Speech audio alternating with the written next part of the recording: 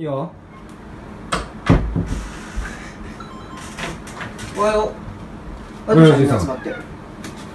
何してるの？いや、今ちょっとほら。ピロ聞こえないんだよな、ほとんど。おはよう。おはようどうしたの？ジェイさん、しつけよ、お前、それ。もういい。決め。もういいじゃん、お前、ぶっおいお殺い、そろそろ、ほら。もうほのぼの農家だから。この匂いは。す。俺に触ってその音なんなんそれ。じゃあお寿司いただきます。それではランキング第1位の発表です。カルビーポテトチップス。一発ギャグのシリーズやろうぜ。俺やる効果音でコントやってよ。笑いのニューウェーブ宇佐美レイジ。それじゃあね、みんな元気かな？じゃあね、面白い一発ギャグやるからね。布団が吹っ飛んだ。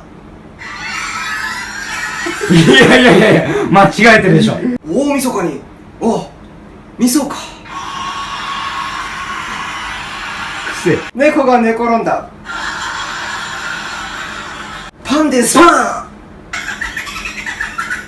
いや、一部の人には受けたみたいだね。ここで問題です。エチオピアの学者ポール・スミスが説明家が言った名言は何でしょう？人は死ぬとき笑わない。正解です。ありがとうございます。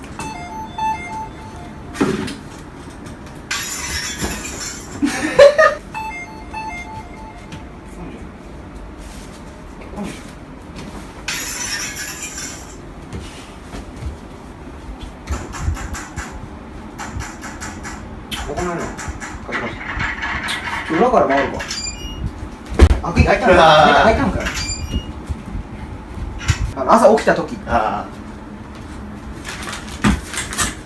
いや起きたな。掃除でもしようかな。う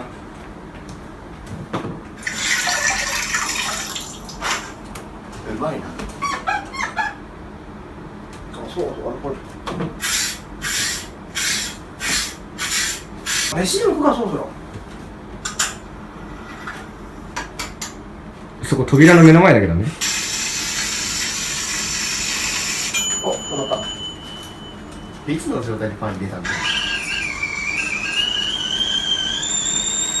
そしてパンに注いでいく。パンに注いでいく。あとなんかジュースでも飲もうか。完全に俺がおしっこなんだよね。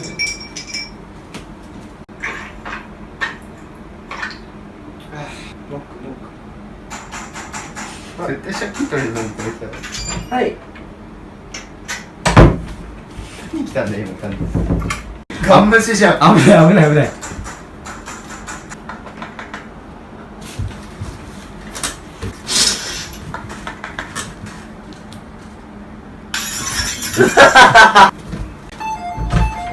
いや、お前ちょっと待って。